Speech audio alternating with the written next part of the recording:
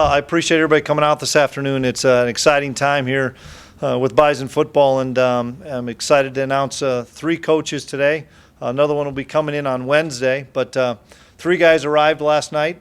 We had some weather issues, but we had 3 come in last night, and really excited about the 3 guys, the guys that I have kind of earmarked and guys that I had built relationships with in the past, and that was going to be really important to me to make sure that I have a comfort level. And these guys have a comfort level with myself moving forward with it. And I know how special Bison Pride is and North Dakota State football is. And so I wanted to make sure that we had a right fit. To me, staff chemistry, we had an unbelievable staff chemistry the last 3 years here that I was here. And we need to continue that. And that is paramount for me, is to make sure that I have guys that have tremendous character, tremendous values, systems, and are really looking out for the kids. And I know that I've hit home runs with the 3 guys that we're going to talk to today with it. And the first guy is Tim Polasek, that is coming back home to NDSU from Northern Illinois.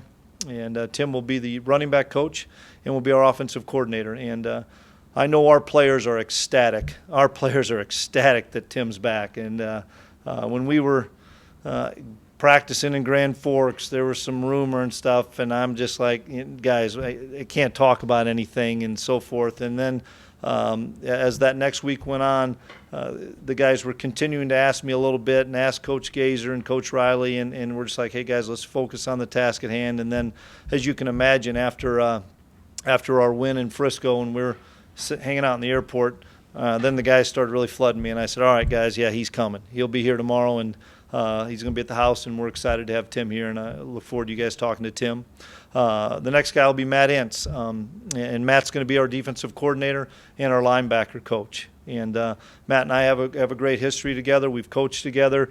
We're from the same hometown. I went to the better high school than he did. I went to Columbus and he went to West, but I'm really excited to have Matt here. Matt was with us at Northern Iowa, and he was the defensive line coach when I was the secondary coach and coordinator. And then when I came up here, Matt had the opportunity to coordinate at Northern Iowa, and then he left UNI to go down with Bob Nielsen, who he played for. And went to Western Illinois. He was the associate head coach down there. And I know one thing about Matt: he's a great leader. He is a tremendous leader. He will be able to lead the team on defense. He will be able to lead the staff in the defensive staff room.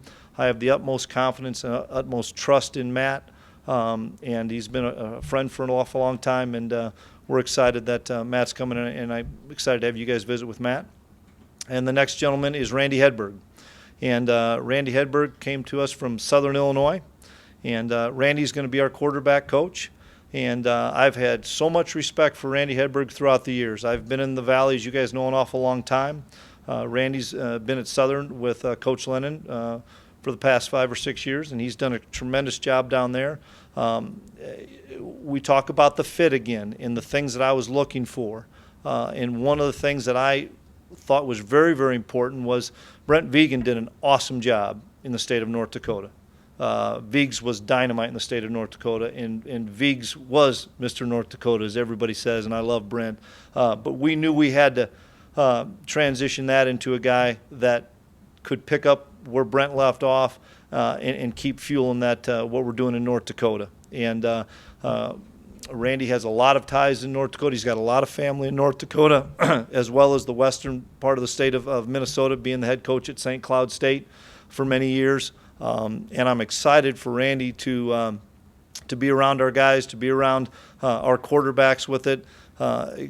Quick story. I'm laying in bed on Sunday morning. We all got back really late like you guys did, and I got to bed about 1 o'clock, got back to the house at 12:30, and at 1 o'clock I laid down in bed. And at 6:30 in the morning, my phone starts to buzz. And I'm thinking, okay, what is it? And I look at my phone, and it's Carson Wentz.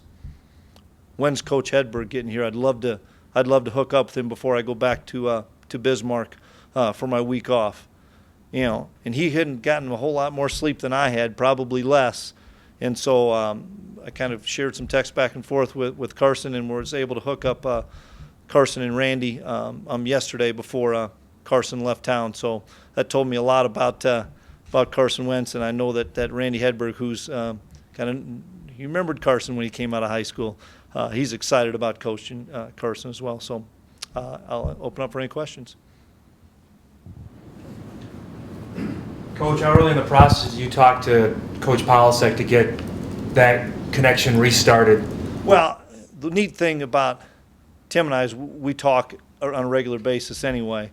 Throughout the summer, throughout the fall and stuff, and then when I think when Coach announced that he was leaving, Tim reached out to me and said, "Are you interested?"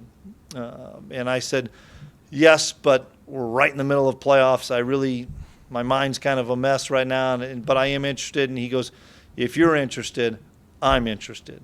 And that was really neat for me because I've got a ton of respect for Tim. Tim's a dear friend of mine.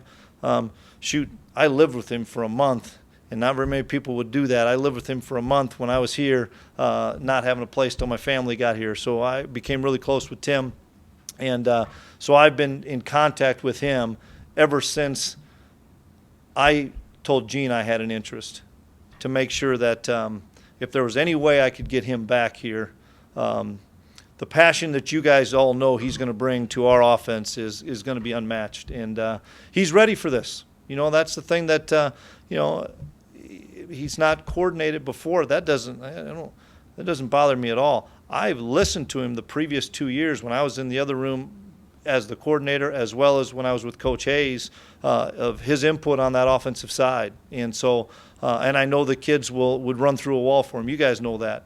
I think you parlay what he already knows about our system offensively, and the fact that we're going to continue that system, as well as the things that he was able to learn at Northern Illinois. They had a pretty good quarterback over there, and a kid named Lynch.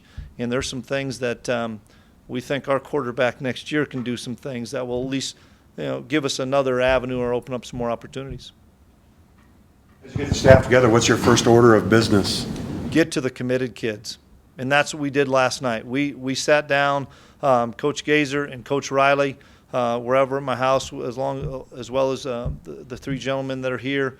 And those two guys got out first thing this morning. And they hit some guys in different areas. We had to come in and fill some paperwork out today with these guys and get them some vehicles. And they'll all be out here this week to go see all the committed guys. Page officially turned and kind of a one-day transition really for you. About 10 hours. It has. In the fact of getting off the plane, getting home, waking up in the morning on Sunday morning, and kind of visiting with my kids a little bit, and my wife, and then saying, all right, I got to put that chapter behind me, and I brought kind of my notes home to go through some of the head coaching things that I needed to do. But yeah, it is turned, and we're going to be crazy here until February 5th on the signing date, and that's the other reason that I'm so excited. These three guys are here. I know how important recruiting is to those guys, and you're talking about three tremendous recruiters, and these guys have great track records. It's not just I hear they're tremendous recruiters. They've got great track records of recruiting tremendous student athletes, and I know that these guys that are committed, as well as the guys that we're still working on, these three guys are going to get into their homes here this week and when we get back from the convention in the following week and make an immediate impact on those guys. Coach, talked about Coach Hedberg kind of maybe taking over North Dakota. I don't know if you said that, but I assume that. For the other kids, how did you divvy that list up? Well, certain guys are going to have areas because I know what they've done in the past with it. But right now, because we're on a short window of about 3 weeks before the signing date, and I'm not sure I'm going to get everybody in place of the other assistants until before that signing date. We're just kind of splitting it up right now and saying, you hit these 5 guys, you hit these 5 guys, and so on and so forth, to try to get everybody hit with it. The guys that are probably going to get taxed the most are Connor and Nick, because they've already had a relationship with these guys, and so that's why they're out today, probably in areas that they're not normally at. I know what, you're right. Randy's going to do a great job in North Dakota and the western part of the state of Minnesota. I know Matt has tremendous ties in the Twin Cities, and that's been a lifeblood for this program in the Twin Cities. And so he'll be in the Twin Cities, but he's going to be kind of all over the place for the next 3 weeks. And Tim, we obviously want to keep in Wisconsin in that area, and Nick does such a great job there. And then Connor, he's going to take over Nebraska, which is where he's from, and he's excited about that. But in general, we're going to hit a lot of everybody's going to kind of overlap each other these next few weeks. Left to hire, Chris. I've got a secondary coach left to hire. I've got a wide receiver coach left to hire. I've got a tight ends fullback coach left to hire. I've got a graduate assistant on one side of the ball or another, and a video guy to hire. Does Grant give you the graduate assistant on defense? He will be a student assistant because he's still in classes. So We can probably ask you this every day, but have you lost any verbals? not that I'm aware of. You know these scholarships you have to fill? Can you comment on that? Well, we're trying to bring in a class of between 22 and 25, somewhere in there, Where are you at right now, number-wise? mid-teens. I mean, anywhere from 13 to 17. Kind of fluctuates a little bit. A lot of Valley experience amongst at least these three. Is that something that was important to you, or is that just kind of by coincidence? Well, part of it is my background too, of being in the Valley. I think it really helps because they've got a lot of great ideas of how to compete against Valley schools, not only on the field but in recruiting. Midwest ties were important to me. I know we've got a footprint of what our basic recruiting area is, and these guys fit that. We've got some other auxiliary areas that we need to hit as well, but familiarity with myself, familiarity with the Valley, integrity, character, values, beliefs. Those are the things I looked at. Were all those things more important than the schemes that you wanted to run? Well, it's all a combination, I guess, Jamal. Tim fit the mold to all those things we're talking about because then the guys knew here, okay, we're going to do what we do. And I think not so much the schemes as much as the terminology.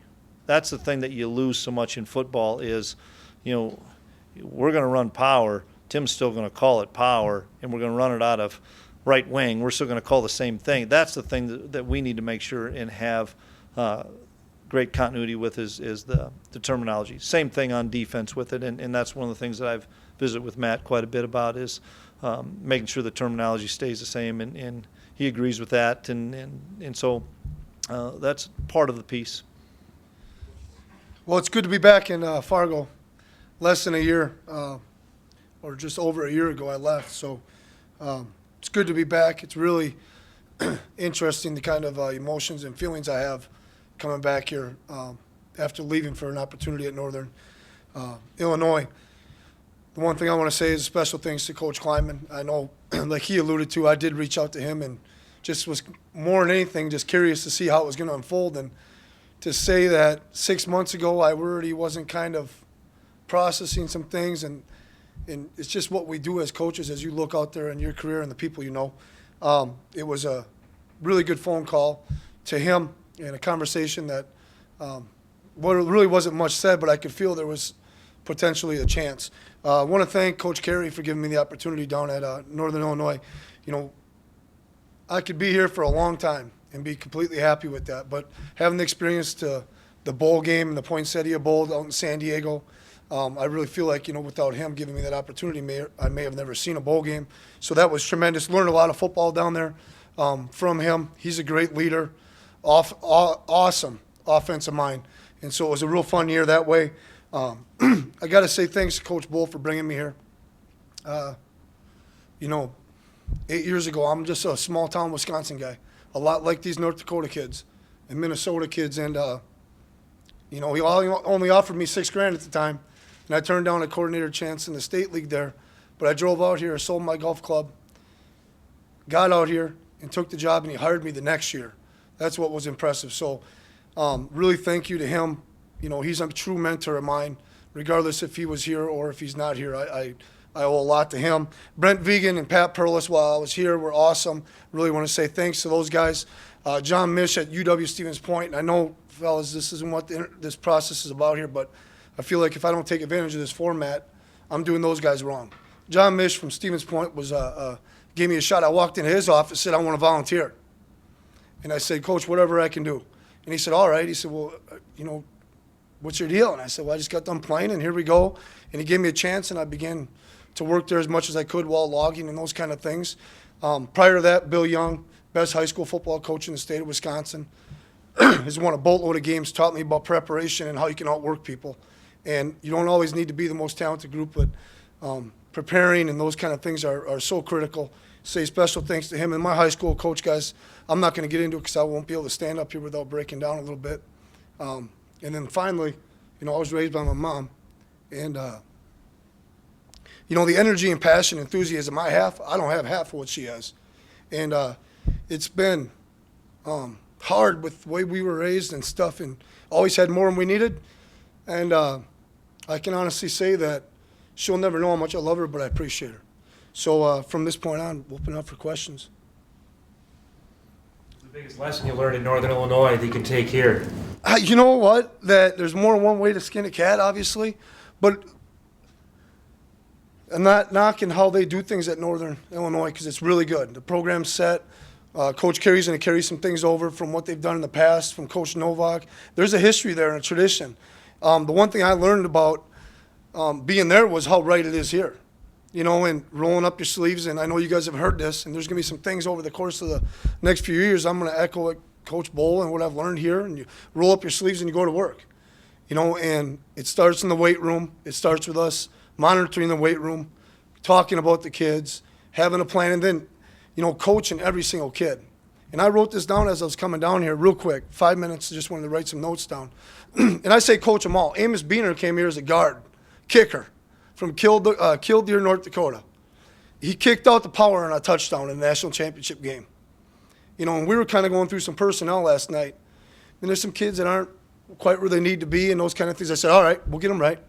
If you continue to coach them all and you hang in there and, you just work, these kids will come on here, because they're not three-star guys. They're guys with chips on their shoulders. And more than anything, that's probably what I've learned. And offensively, obviously, there's some things, there's a whole nother set of ideas and philosophies and a playbook over here compared to what NDSU does and what we're going to do here. So those were all great things. To be honest with you, it was probably unnecessary for when me and Coach Klieman started to talk. He said, you're ready, and he said, what do you think? And I said, I'm absolutely ready. Without that year, I'd probably say, Coach, yeah, let's go. But it was with conviction. I really felt like with that experience that I could do this job. Tim, you said meetings with Viggs on the offensive side. You saw how he worked. What can you take from him, and what type of coordinator do you want to be? Yeah, that's a great question. Consistency that Brent Vigen brought to work every day. Whether it's unmatched or it's really uncommon. You guys are going to get to feel every emotion from me, from low to high in a practice or in one play. As the ball goes through the air, I'm going to be, and then it's dropped. I'm live and die in every play. Viggs was just tremendous as far as consistency and never spoke. Sometimes you wonder if he really had a clear thought on something or not. He did. Very smart, very well thought out in his process. I've been thinking about this press conference for 2 weeks, probably along the lines of where Viggs is constantly thinking about his next words and so forth. The other thing I want to say is, and I watched Brock Jensen real close. I recruited Brock. We recruited Brock here, but I started it. And just Brock's response in the post-game press conference, a lot of people think Viggs, doesn't have a lot of emotion and those kind of things. It's clear to me they love each other. It's clear to me that they have a lot of passion for each other. And Viggs is going to do good things out there. Viggs is passionate about North Dakota State, but he's passionate about football. I think we all have to have that in order to do the job. So I don't know if there's one thing in particular. There's not a whole lot football-wise I could say, well, he taught me that play. We kind of all learned that together. But it's more just how smart and how ahead of things he was and well thought out. Depth chart be a clean slate, or some guys going number one? That's an interesting question. I mean, we all probably come up here and say, yeah, we're going to wipe the slate clean. That's not true. There's kids that have done things to deserve to be on the number one spot come spring ball. That's a situation Coach Klieman, myself, and the offensive staff got to talk about. We did a little last night. But, hey, John Crockett's got reps, and he's played winning football. He's going to have the opportunity to be the starter, along with the rest of the guys. Within that, I'll answer that question this way. There will be competition on our side of the ball. And if you don't compete, with Coach Klieman's blessing, I'd like to move that kid all the way to the back. Whether he's talented or not talented or whatever, that's going to be a staple of ours. You're going to hear me talk about passion, enthusiasm, and compete. And I think if the guys do that, we'll be in great shape on offense. You haven't really been a booth guy. Are you going to be a booth guy now? You know, it's interesting. That's like the number one question my nephews have, and my mom and my sisters. You know, I think they love watching me run around the boundary. Obviously, you can't coordinate and be like I am or was on game day with the special teams. You know, you coordinate special teams a certain way because you're trying to get, you know, this energy and passion going. I would like to call the spring game, if Coach Klieman allows me to, from the field to see how that feels. Otherwise, I'll be up in the box. How do you anticipate that transition going from being the play caller to from where you have been at calling special teams and doing tight ends and linebackers? Well, I anticipate it's going to be a study. You know, it's going to be a process here. Coach Hedberg's called plays. I'm not sure if Connor Riley has or not, you know, but I've known Connor for a long time. Hopefully one of the other guys that we hire, maybe two of the guys have experience in that area. And you lean on a lot of people. Me and Coach Carey, you know, after I was able to tell him the morning coming back to Illinois after we lost, and I was staying, to play golf. You know, I just said, hey, Rod, I really would like to get in touch with you as far as play calling. But they're different, too, because they're no huddle going as fast as they can. I don't think it's going to be a huge deal. I'm not about, you know, necessarily what we're doing or what schemes we're going to implement. It's how you do it. And how is it being coached, and how are the kids responding to our coaching? Because plays are plays. And that's the other thing I probably learned back there is, you know, they run the power with the quarterback. You guys watched it 9,000 times. The kid goes in there. He's Tyler Roll, fellas, that can throw it. And they don't even block the DN. They read them. You know, so those things, I don't. Third down is critical. Red zone is critical. Okay? And then what are you going to call on normal down and distance? That's up on the board against the 3-4, against the 40 front.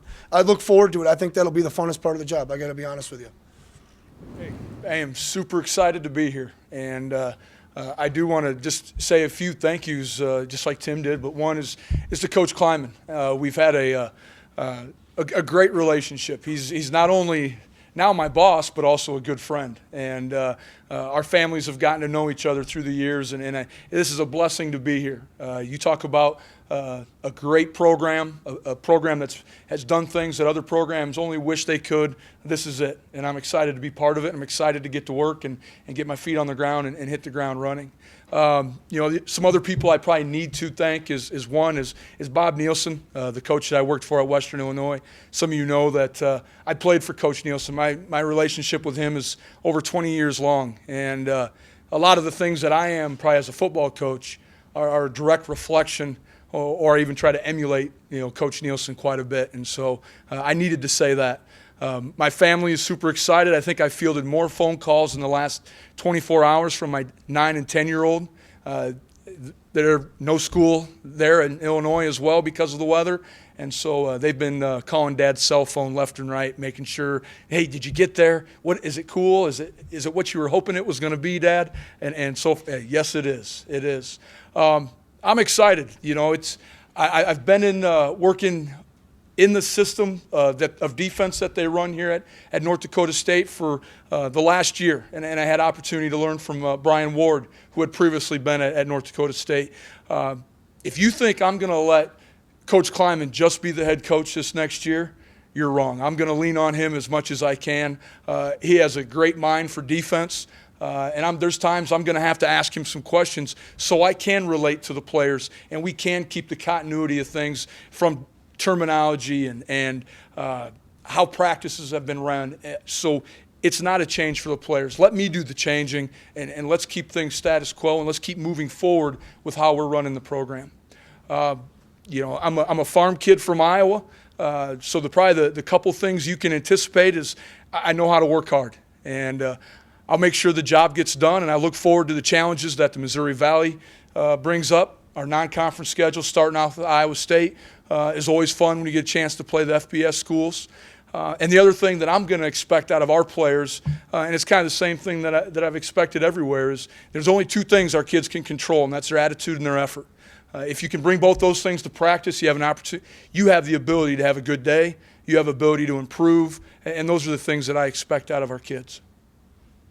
I'm going to open it up for questions here. From an outside standpoint, your perception of the NDSU program? Top flight. Everything they do, from how they travel, how their kids act on the field, how they play, the enthusiasm that they play with, I think is one that we've watched as a staff at previous institutions that I've been at, trying to emulate that energy. They're recruiting Midwest kids that seem to play extremely hard, and that tells me that those kids are buying in and they're believing in the program and in the system. What were you thinking when you were watching the national title game? What was going through your mind?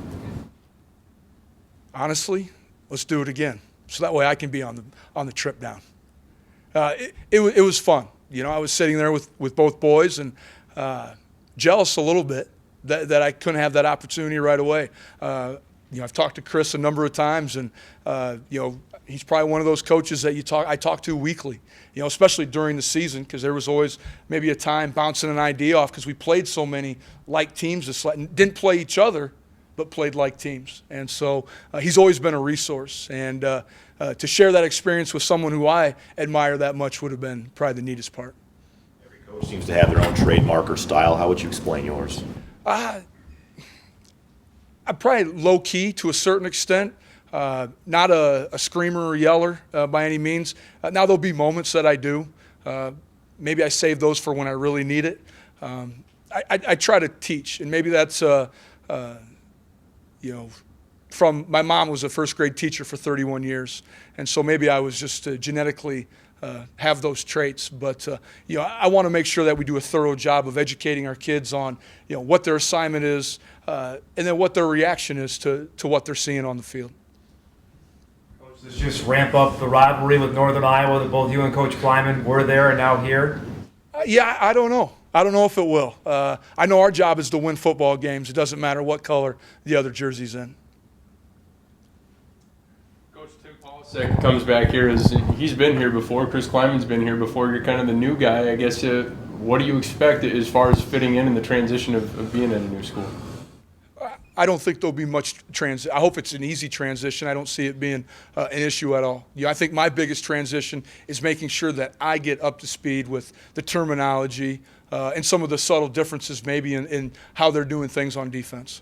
Have you talked to any of the current players that you'll have next year? Actually did. A handful of them came through the office this morning prior to leaving town, trying to go home for a few days. So that, again, just like, I think that showed a lot.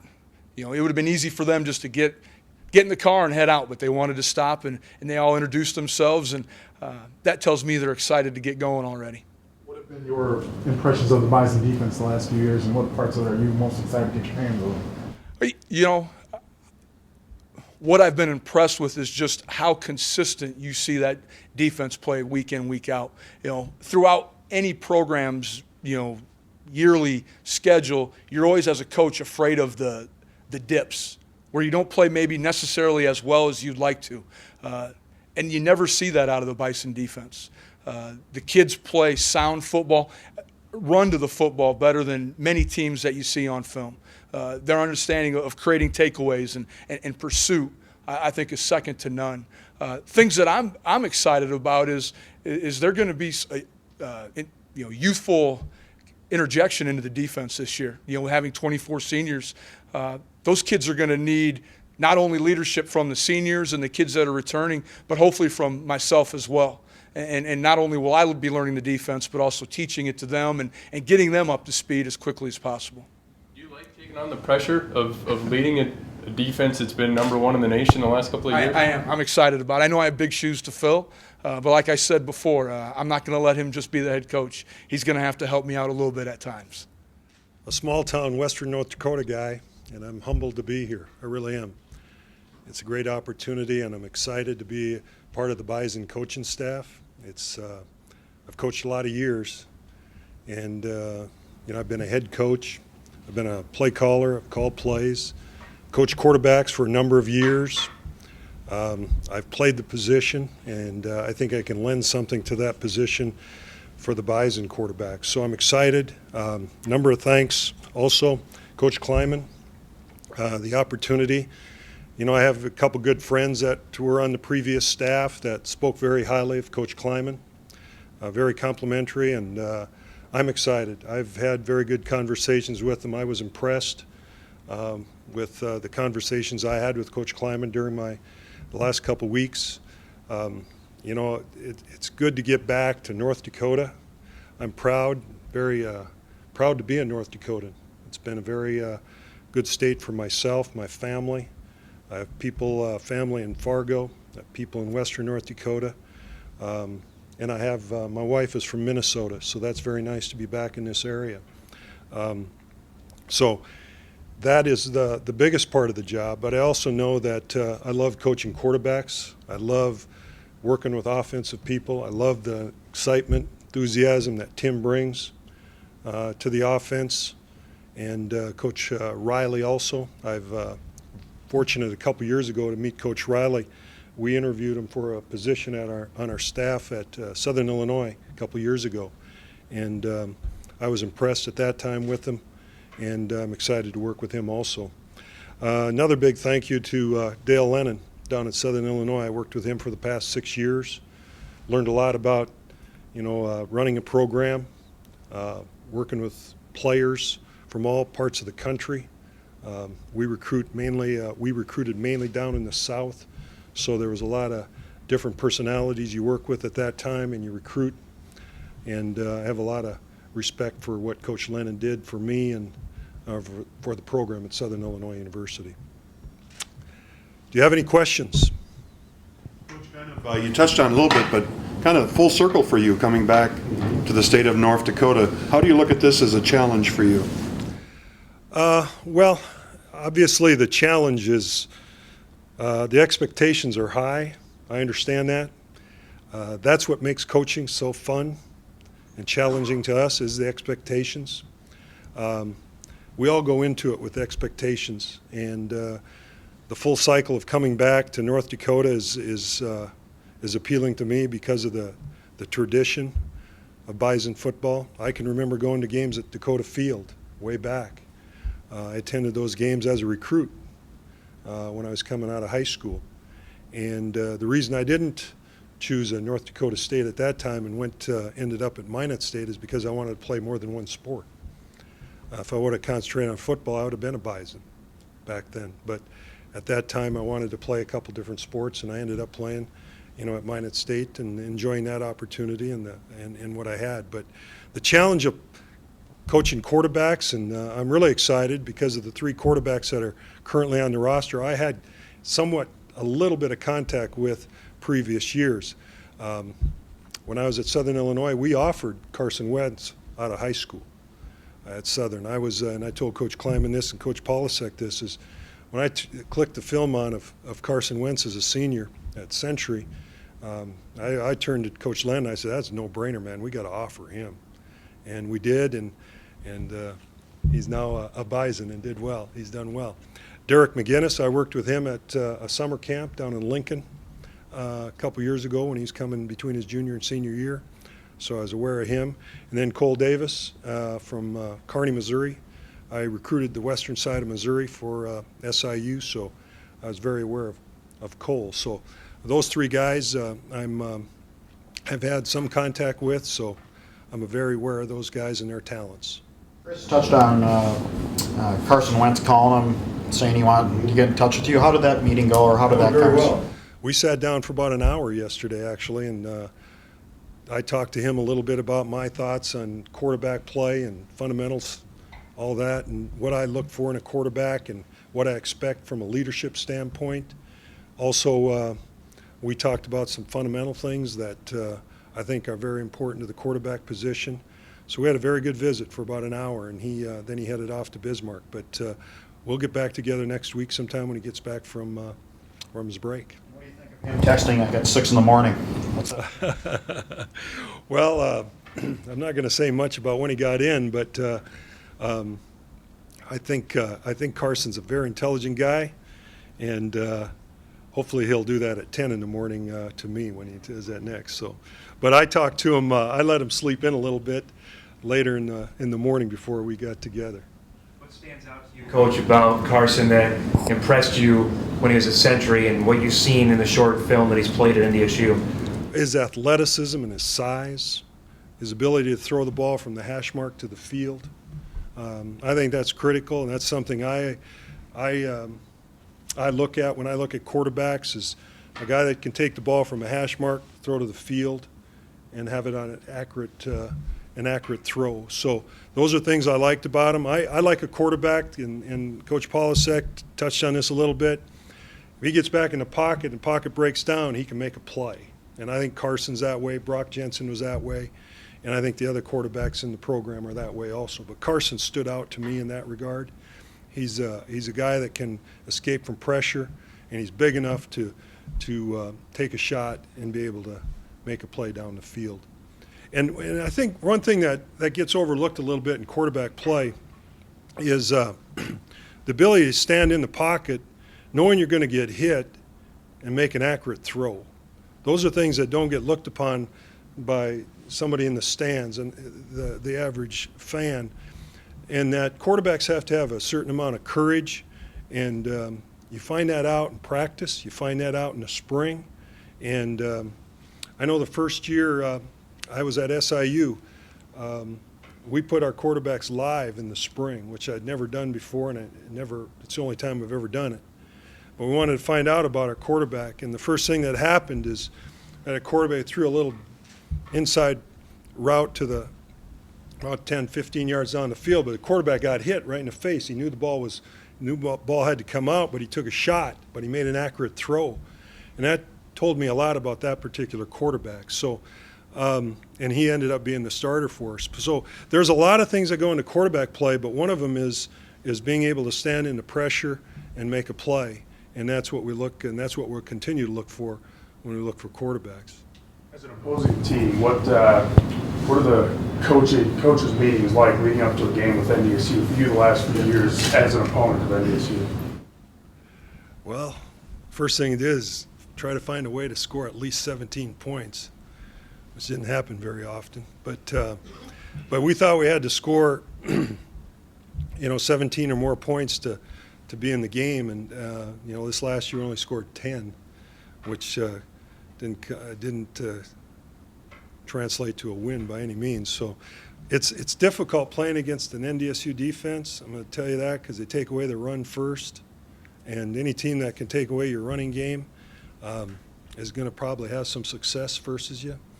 So it's hard to do that, but that's one thing that we always looked at, is how are we going to find plays that we can be able to get some explosive plays. And that's the thing. We felt all the time, if we could get 9 explosive plays during the course of a game, it was going to be a win for us offensively. Whether that was a run, pass, 9 of those. And we need more than that against the Bison defense, because they can track it down so quick. So that was always difficult. Trying to run the ball against the Bison defense has always been a task. So. The guy came from UND. What was his reaction when you told him you're going to NDSU?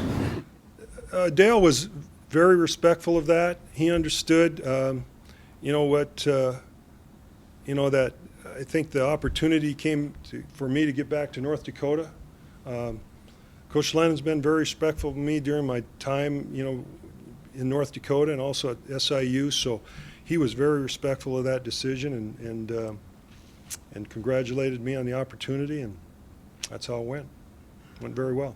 Coach, talk a little bit about recruiting North Dakota and the fact that you might not have the numbers that some of these other coaches will have to deal with, but you kind of feel that you need to be 100% there in terms of? Well, we're going to be challenged, in the state of North Dakota, by schools, and we're going to have to be able to do a good job in cultivating some walk-on opportunities for some young men.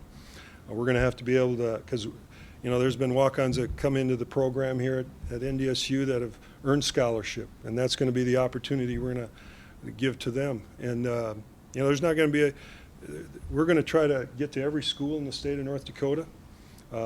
There's guys out coaching in the state that I've coached at different times, and so I have some good relationships with them, and so we're going to continue that trend. What did Rick have to say when you talked to him about all this? Rick was happy that I was coming back. He was happy, so I'm excited to be back and see his kids and all too. So that's been a good that was a good conversation. Coach, in North Dakota, you're going to be recruiting against, a former offensive coordinator of yours, a former defensive coordinator at Southern Illinois up at UND now. Does that create kind of an interesting dynamic for you? Yeah, that's I haven't thought about that very much, but that's going to be a very interesting couple weeks of months of recruiting with those guys. So those guys are good friends of mine, and so in relation to one of those guys, I talked about the job with a number of guys after Coach Klieman and I visited, and so what do you think? And a very good coaching friend of mine in North Dakota, and I said, what do you think of that opportunity at North Dakota State for myself?